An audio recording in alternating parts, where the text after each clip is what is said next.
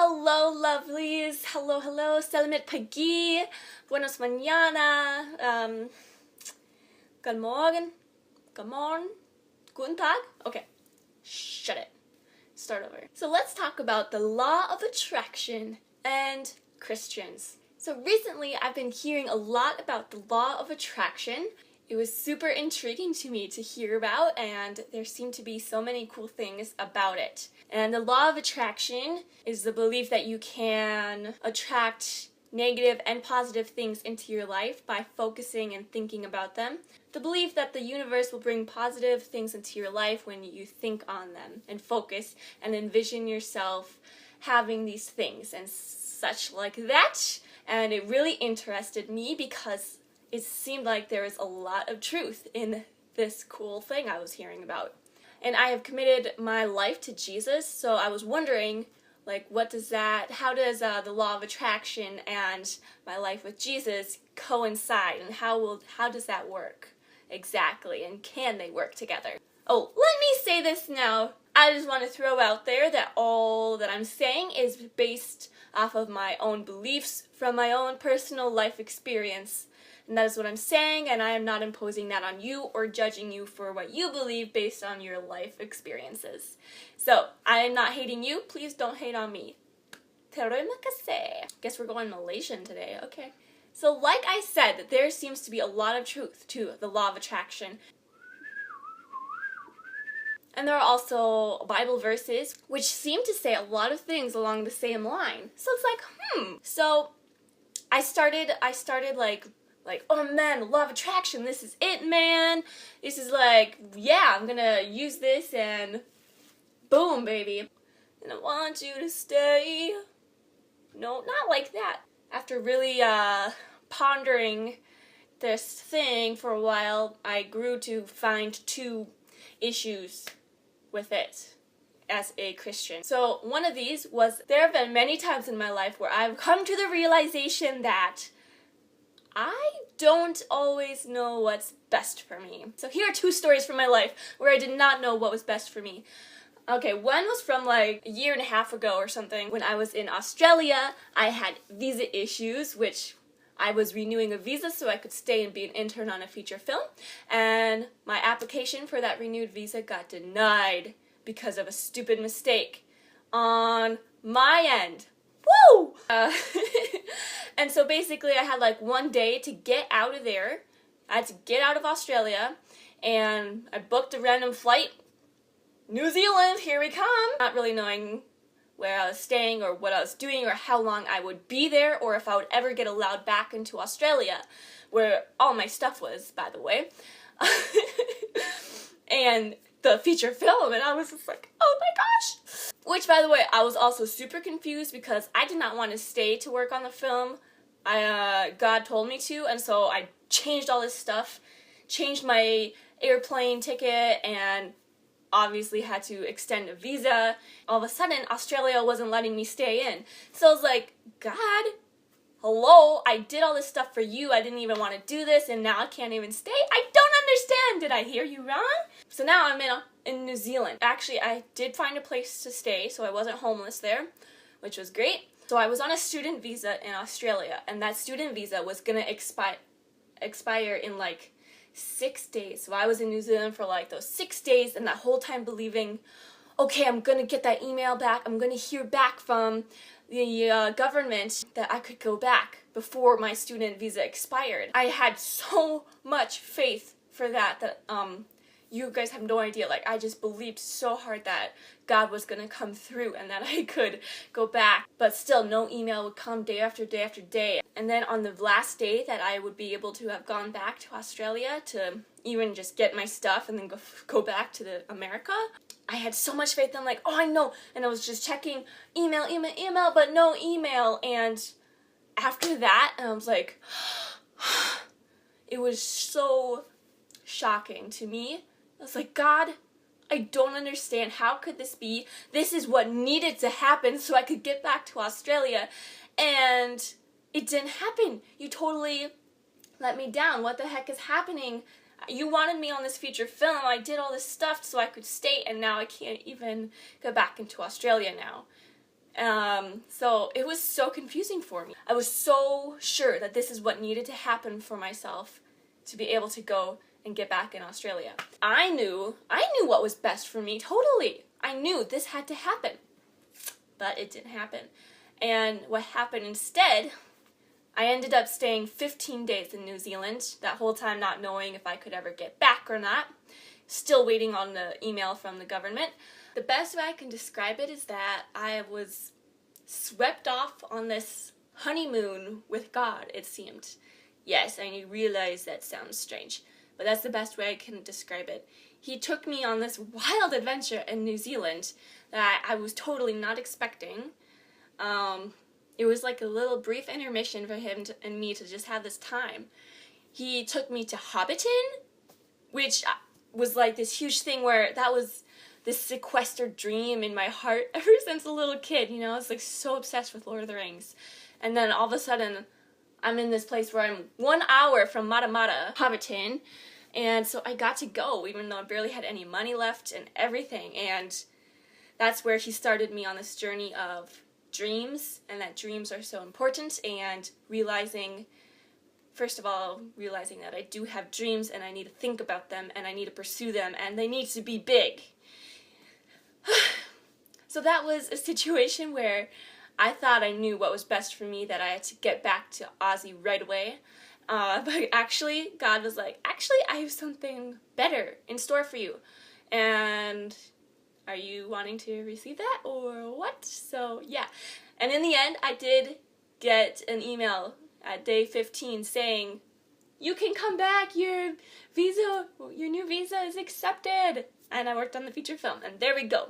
Yay! Second situation, and that is actually something that's going on right now, and it's like raw, tender in the heart. How do I talk about this? I had a friendship with this person, and it just kind of ended terribly and badly, and it was terrible. And all I just wanted reconciliation with him, and closure. You know, I wanted reconciliation with our friendship. Actually, I would practice the law of attraction with this, and I just focused all my thoughts and energies. Reconciliation with this person. You know, I just want to see him one more time. Just want to talk to him one more time. And I thought that's what I needed, and I thought this is the only thing I want right now. It's still kind of hard. It's still kind of hard to think about and to realize, actually, this might be what I want personally so badly, but it might actually not be what's best for me. And, you know, I've surrendered my will and my life into God's hands because I firmly believe He does know what's best for me and that He has the best in store for me, and His intentions and His nature and character are good. So I have full trust in Him and that He knows what's best, even though it is so incredibly hard sometimes to accept that and move on. And so, you know, he actually, I had a dream, like you know, I believe God speaks through dreams, and I had this dream, and in this dream, he told me, like, Jesus was there, and he was like, he told me basically, I gotta bury him. And I was like, no. You know, obviously this is figurative. So, does this mean I have to bury him forever, or can I ever unbury him? I don't know. But I know this is what God is telling me right now. And it's like super hard. And it's taking me a lot longer. Like, it's like freaking annoying. But I trust God. He has His timing, His plans, and I don't want to ruin that. Those are two situations where, in my own experience, I don't believe I knew what was best for me. And if I was, like, using the if I was focusing all on the law of attraction, I could attract things into my life that actually could, in the end, be not good for me. So that was the one problem I had.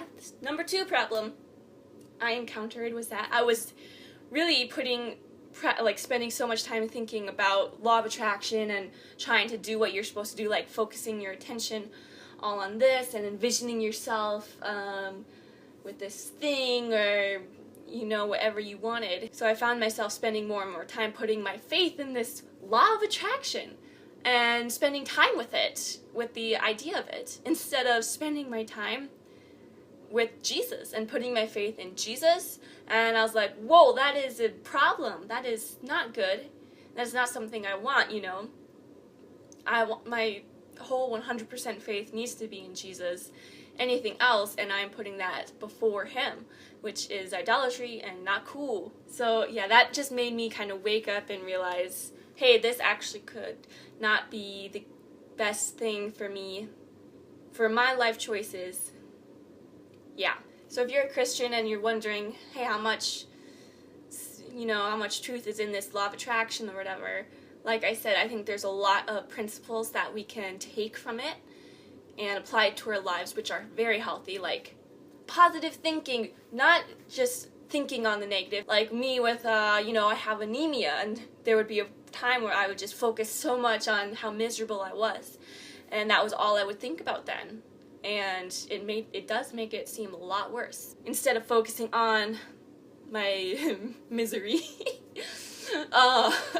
focus on things you're thankful for and just thinking about health and speaking life over yourself. I think it is very powerful. Words of life compared to words of death and what you spend your time thinking about. Do I think when you do this, the universe is like answering your prayers? That's another, like, it's very like, oh, universe is sending all these things your way. I'm not sure how much I believe that, because actually I don't believe that at all. Yeah. For one, that's making the universe God, which the universe is not God. It's created by God and speaks forth his glory, and yeah, so I can understand how people like think the universe is pretty awesome, because it is. And if the universe was God, I can't imagine, like, law of attraction, I want a house or something, and focusing all your attention on a house. Would the universe be like, yo, I'll give you a house, let me just destroy these acres of wood so you can have the trees to make your house or something? I don't know. If I was the universe, I would kill all the humans because they seem to just ruin everything. Those are just my thoughts. Like I said, it's just my own personal stuff, so, actually I would do this too, just thinking about, there's no real people in my life who want what I want. There's no one. I just want these deep relationships with people. I'm tired of the fluff and the small talk and that lasts for years with the same people. I just want to go all in. I want to go deep. I want to know you. I don't just want to play around, I'm tired of it. And so I would just focus all on that and be unhappy. But, what I should be doing is focusing on, yes, I'm looking for these people with these kind of characteristics and desires that I have. And, when you're focused on that, that's kind of like what you're on the lookout for. Will more easily find those people when you are actually like on the lookout. The last thing is just, I have come to the place where I don't want the desires of my heart. I don't want those to be the epitome of what I'm going after in life, because while those are important, it is not the most important thing. What I want in my heart, I don't want God to fulfill the desires of my heart, like that one verse says. I want him to put his desires in my heart, so that my desires are his desires. Does that make sense? That is what I want the most. I think that would be like the coolest thing, if I could get to that point where I'm not just pursuing all I want, because that's not really the most important thing. Is it good to take care of myself and be healthy and realize important things? Like right now, I want an apartment within a year, that sort of thing. Yeah, it's good to realize these things you want to go forward in your life, but it is not the be-all, end-all. There's like greater things to accomplish. This was supposed to be like a 4-minute video. What the heck? Okay, I just need to wrap this up, don't I? In the end, I think there's so much more to life than just what we want. That is my ramblings and my rumblings. Thanks for watching. I don't even know if I'm gonna put this up. I might just have to like delete most everything on here. Okay, so then there's also this situation where it's like, oh, this law of attraction really seems to be working for all these people that are doing it, and they're so happy and they're getting all the things they want. And why is that happening? Like, it's got to be true then. And I'm just gonna throw that out there that I think the devil, I do believe there is a devil out there, Satan, who is very deceiving, and he sees, hey, there's this kind of new religion coming out with the new age thinking and all that, and law of attraction. People are throwing their beliefs at the universe. So I think he is ready to jump on that. And does that mean making people physically happy here on Earth? I think he's fine with that.